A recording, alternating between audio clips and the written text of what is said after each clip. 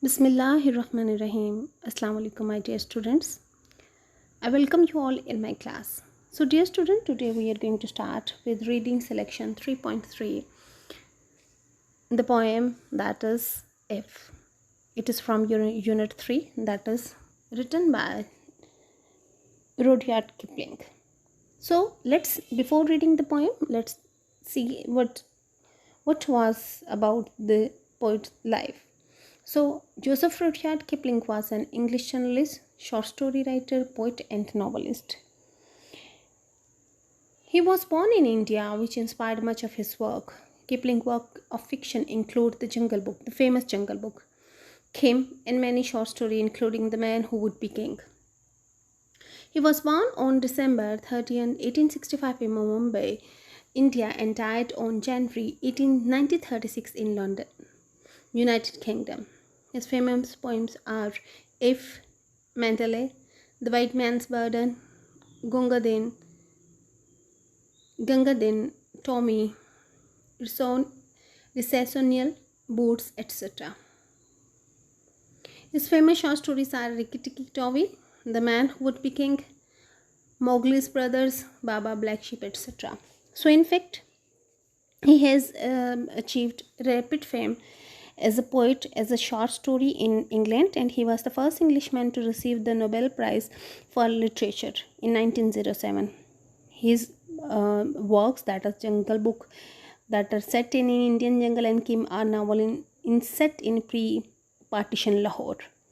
So we'll be observing that he has got his broad vision of life, and he has experienced multicultural setups. So let's see what he is going to write in his poem. So please, if you have your books with you, we are going to start with the reading of the poem, that is page number 109. That is the text for you. It is written, if you can keep your head when all about you are losing theirs and blaming it to you on you, if you can trust yourself when all men doubt you, but make allowance for their doubting too, if you can wait and not be tired by waiting, or being lied about, don't deal in lies, or being hated, don't give way to hating, and yet don't look too good, not talk too wise. If you can dream and not make dreams your master, and if you can think and not make thoughts your aim, and if you can meet with triumph and disaster and treat those two impostors just the same, if you can bear to hear the truths you have spoken, twisted by knives to make a trap for fools, or watch the things you gave your life to broken and stood and build them with worn out tools. If you can make one heap all of your winnings and risk it all on one ton of pitch and toss and lose and start again at your beginning and never breathe a word about your loss, and if you can force your heart and never ensnare to serve your turn long after they are gone, and so hold on when there is nothing in you except the will which says to them, hold on. If you can talk with crowds and keep your virtue, or walk with kings nor lose to common touch, if neither force nor loving friend can hurt you, if all men count with you but none too much, and if you can fill the unforgiving minute with 60-second worth of distance run, yours is the earth and everything that is in it, and which is more, you will be a man, my son. So, reading the poem, what we have observed? We have observed that the poem, if Kipling addresses, in fact, he addresses his son on the qualities that would make him a man. He, in fact, lists a series of characterizations and traits, contrasting yet somehow complementary, that upon accomplishing well defined when a young man has truly reached adult. The father's contrasting hopes and aspiration make the poem read both meaningfully and yet almost humorously as well, that he gives the contrasting views of that how he is going to behave in different situations. The son should be able to balance both walking with kings while still retaining the virtue of common wisdom. The traits reflect throughout the poem encompasses capability, strength of character, determination, maturity, and sensibleness. So the poem It is emphatic one, that is with the series of if, with the series of different characteristics and traits that are necessary to be a mature person. On the other hand, the poem uses a strong repetitive style, starting just about every sentence with the word if, in which, if certain conditions are met, a young man can be truly considered a man of having a different virtues and quality. So, Rudyard Kipling poem if lists a series of conditionals for speaker's son to follow in order to become an ideal man. So if we just go through the text, as we are going through the text by doing the paraphrasing as well, we'll come to know that he has set different merits and characteristics, rather some virtues that are needed for his son to be a man, to behave like a mature person. He just advises him for the different, to keep the balance in his life, in all aspect of his life. The speaker advises his son about how to perceive the world, that life challenges so that he can both learn from his experiences and resolutely overcome barriers. The main idea of the poem written by Rudyard Kipling is that the main key to lead a satisfactory life is to remain balanced in every situation, focused, how a person have to function in daily life. We should deal with ups and downs in life with an undisturbed mind. It is that how we are going to be composed. It is about that how we are going to be calm whenever there are problems, whenever we are confronted by the problem. We should have confidence and patience to handle any situation. So again, this is about that how you are going to compose yourself, how you are going to calm yourself in any of the trouble in your life. So the poem is in fact is an inspirational you can say writing as well. The poet in his poem is providing an inspirational site for the readers to remain humble, soft and tender, to avoid the extreme and live up to all the opportunities of life, whether one can muster any joys of life. Wherever one can muster any joys of life, it is important to remain humble and live with pride. So that is the central idea of the poem, that said that success comes from self-control and the true sense of value of thing. So if a person has to be rewarded, if he has wanted to get the status of as a mature person, so he has to go through all these challenges in a very composed and balanced way. So with lot of ifs in the poem, if main condition, the most important word in our life as well. If we can fulfill our this condition, the earth belongs to you and everything that is in it.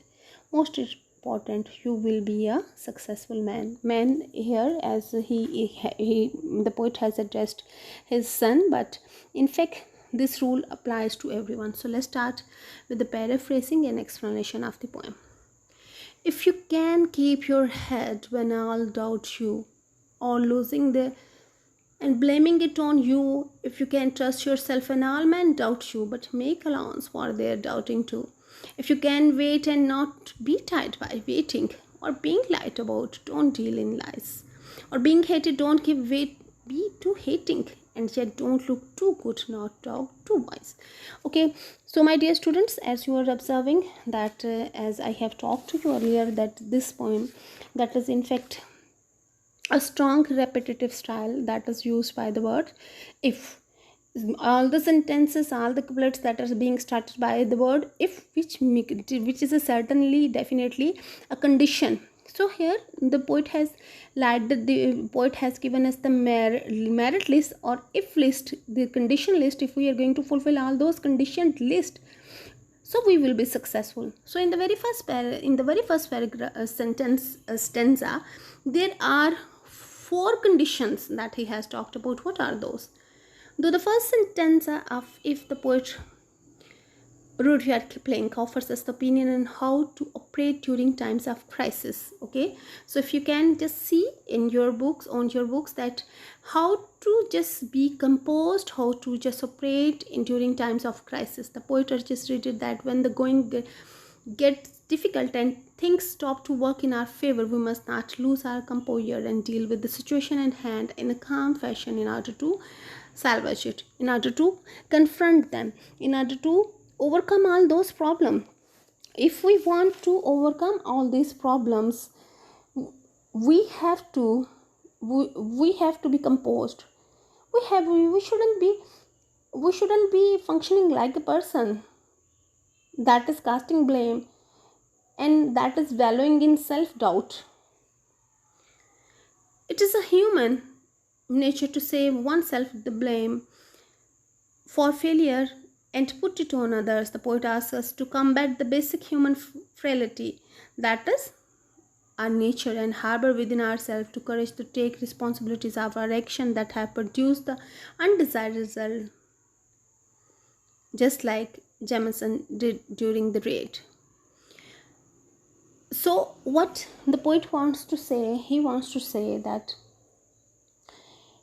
it is not necessary that if you are being dealt in a wrong way, if you are being dealt by some, you can say, some habits that are not up to the mark, it is not necessary that you must not do the same thing. You must not behave like them, but you have to be patient. You shouldn't be tired. You have to handle those who are lying about you without being untruthful to yourself. So this would be the key to success. You shouldn't be wallowing in self-doubt. You shouldn't lie or accept lies.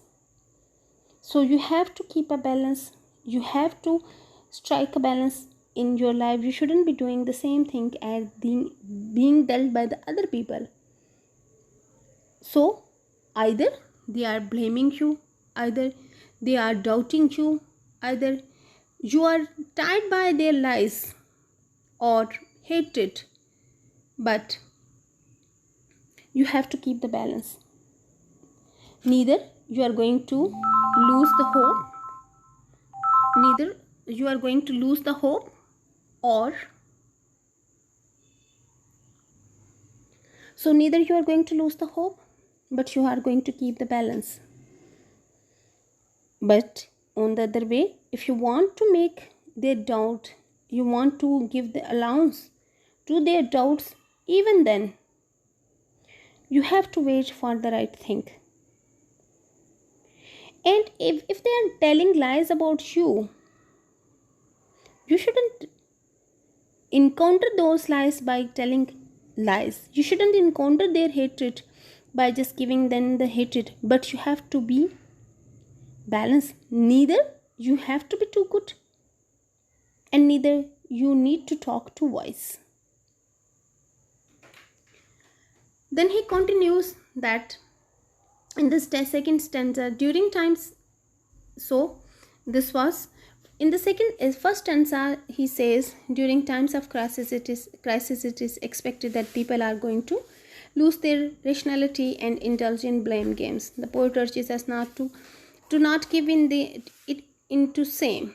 The poet asks us to gain enough confidence, believe in ourselves and our potential. Please underline these sentences, that we have to be in confidence and we have to believe in ourselves and our capability if others around us have given up on us. Hence we say that self-faith is the virtue.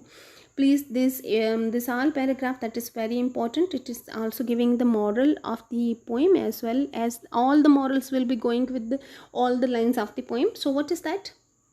Hence we see that self-faith, very important, is the virtue which Kipling puts forward with high regard. However, the poet warns us against getting overconfidence as well. He says we must have confidence but not blind faith in ourselves, and the latter will stop us from giving areas to the valuable suggestions and recommendation of others. In other words, we must make enough room in our heads of opposing ideas from others if they seem right, legit, if they're all their opinions are fair. Then he continues in the same way. If you can dream, if you can make a dream and not make dreams your masters, very important. If you can think and not make thoughts your aims, this is how that is the key importance to be in a composed way. If you can meet with triumph and disaster and treat those two impostors just the same, if you can bear to hear the truths you have spoken, twisted by knaves to make a trap for fools, or watch the things you gave your life to broken and stoop, and build them up with worn out tools. So again, and that idea of success, of self-control, and sense of regarding true sense of the value of the things in even in extreme dangers, that continues. In the second stanza, the poet, he just warns against the obsession. What are those obsession? He has listed down different things. He starts with the dreams.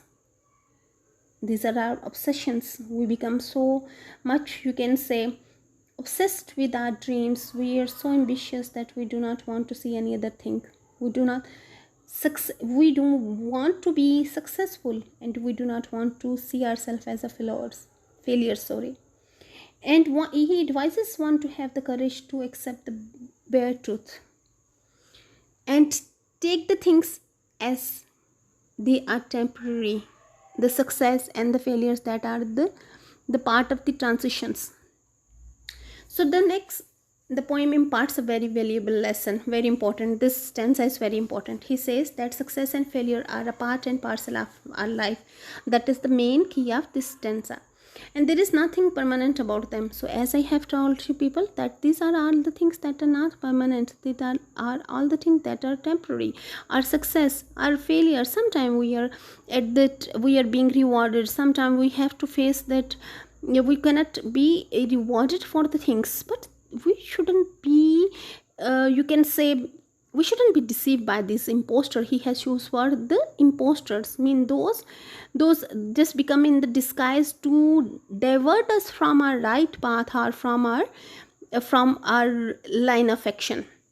The poet calls them imposters since both success and failure are powerful and have a disguise of permanence, which makes a person feel either too optimistic or broken down. I mean, if you are successful, you are in high hopes, you are in good spirits, and you think that victory is your bond, right? But on the other hand, if you face failure in any of the matter of your life, you are broken down, you feel dejected, and you cannot muster up your courage to take another step.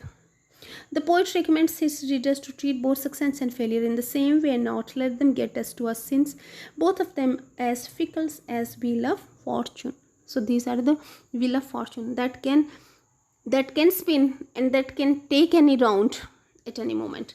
Next, Kipling tells us that the road to attaining one goal is never an easy one and is filled with hurdles to be encountered, but such as people who might try to break our morale by misconstructing our rightness and virtue in a way that cannot be used against us. The poet asks us not to let the mind games of such people hinder us, stop us. The mind game. What is that mind game? That is when they do speak about something. When you speak about something, if you can bear to hear the truths you have spoken, twisted by knaves, when you have spoken something and they are going to twist the situation according to their own wishes or their own, you can say, aims, so you must have that patience.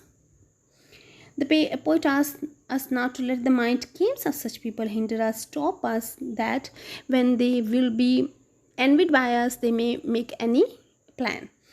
On our path to success, we might have to encounter failures which might wipe away everything that we have achieved. So, in our to be successful,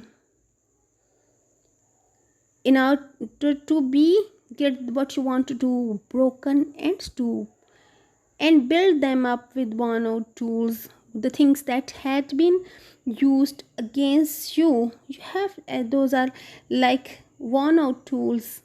You have to make a constructive tool for you. You have to make all those damaging thoughts of the others as productive for you.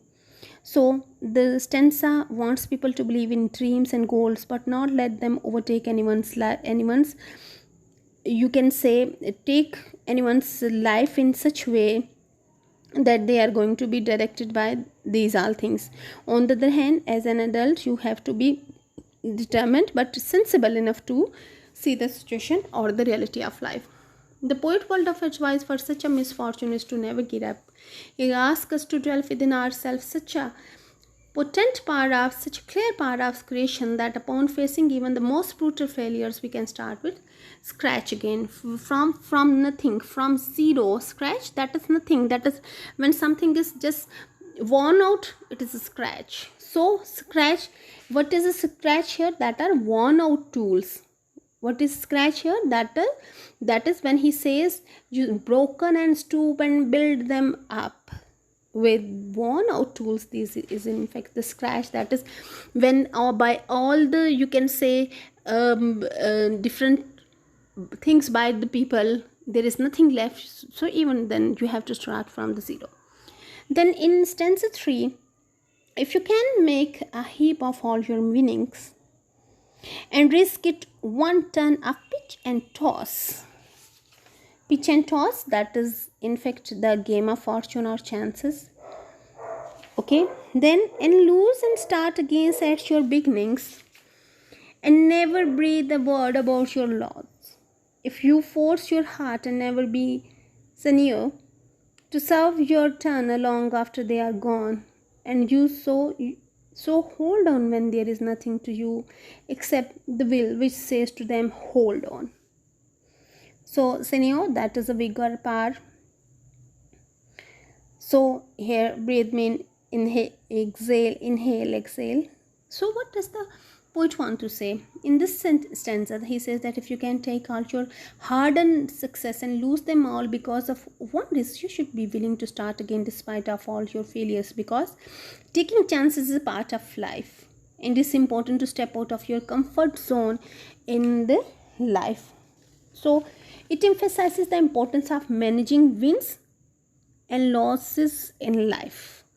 What this third stanza talks about, poet advises his son that he must possess some qualities, that if he has to be a successful man, so he should manage that in all adverse situation in the life as well. So the third standard, that is very important. What does it say? It gives us it just encourages us that when you are lost with everything, even then you have to hold on. So winning or losing, that is the part of the life. Then in stanza 4, he continues, if you can talk with crowds and keep your virtue, or walk with kings, never lose the common touch. If neither foes nor loving friends can hurt you, if all men counterfeit you, but none too much. If you can fill the forgiving minute with 60-second worth of distance run, yours is the earth, everything that is in it, and which is more, you will be a man, my son. So the final stanza, the fourth one. In the last stanza, in fact, the poet's final stanza discussed the ideal modus operandi in life after success, the mode of action in life after success has been attained. That what could be the mode of action? What is your mode of action that could be when you have attained all the success? Since these are the poet's final instruction to his reader, the lines are resplendent with poignancy and are worded in the way which infuses our mind with the rush of inspiration. So as these are the final lines, so these are the repeated, these are the resplendent with all the voice words, and this gives us the inspiration. Kipling says that a great man is someone who fit into the section of all societies seamlessly. He urges his reader to move around with the common masses without letting go of their individuality. So what is the criteria? What is the merit he just here lists? He lists that if you in fact, this stanza reflects on what personality trait can help a person to be a mature. Once, if with any of the person in the last stanza that is not losing touch with oneself, whether one is in the company of king or any of the lay person, with friend or foe. So here he is making a different comparison. Not very many expectation from anyone. You shouldn't be leaving your identity. Your individuality should be there.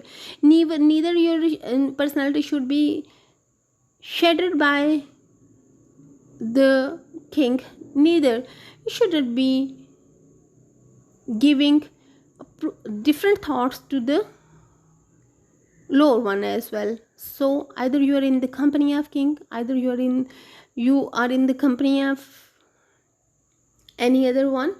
You should be with your loving ones or with your foes. You should remain mindful and just deal the things with your wit. Humans tend to go with the flows because of the herd mentality. What is that herd mentality? Here we are just nowadays we are listening about herd, this immunity.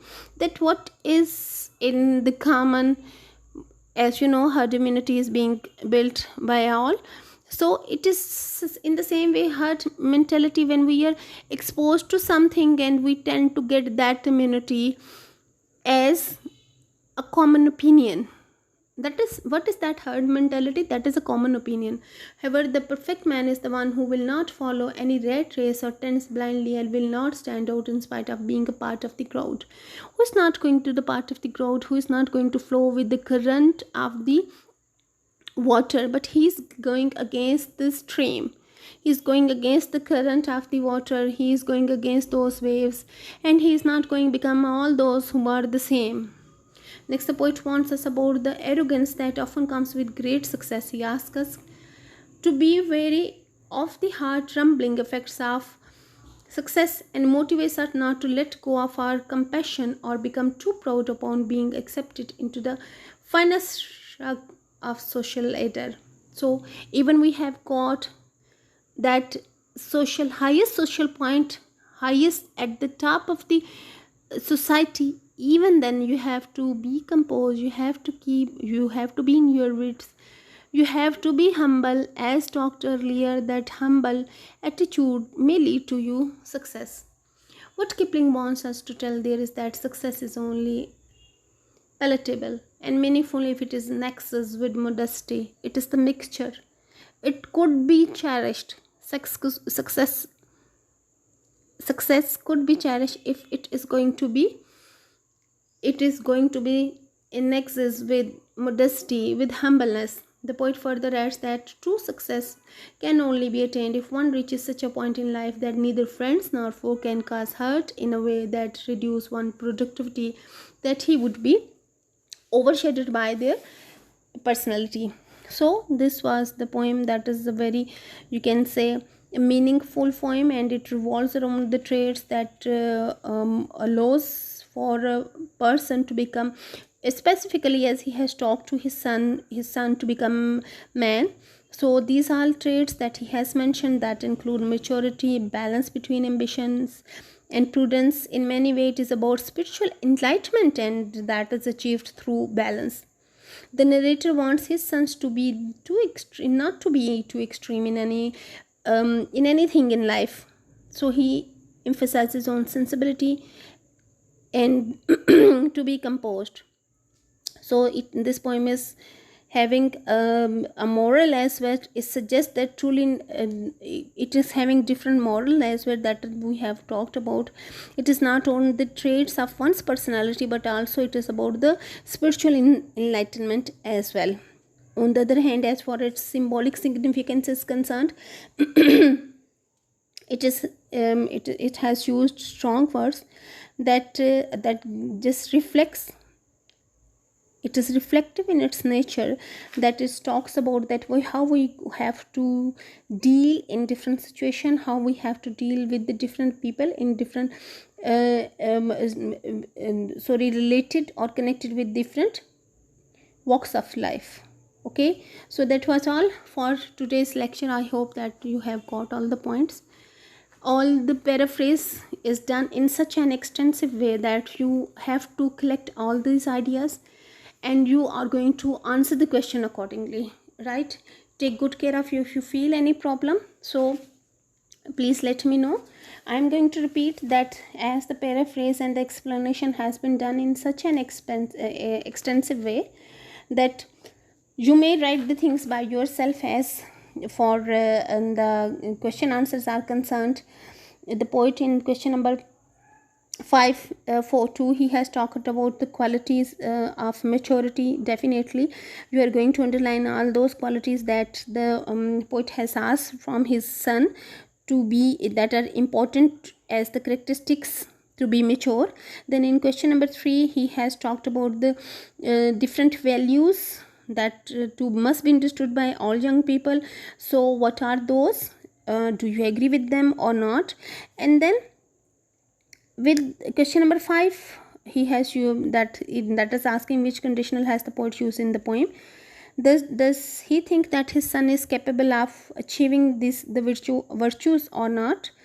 Write 5 set of conditional sentences. Definitely we would be doing all those things. So these are the 3 questions. Please do attempt them. I hope so that you can do, because there is an extensive the paraphrase and all the explanation is given. Okay, so what are you going to do? Please, on page number 109, you are going to list down all the characteristics that are written by the poet, that are suggested and advised by the poet for the son, for any of the person to be successful in life. Then what are those ifs, what are those condition connected to, with those ये condition किस चीज़ से connect करती हैं, you are going to write them, and why these are necessary to be successful in life. So please, if you feel any problem, feel free to contact me. Take good care of you. See you inshallah ta'ala in the next lecture. Allah.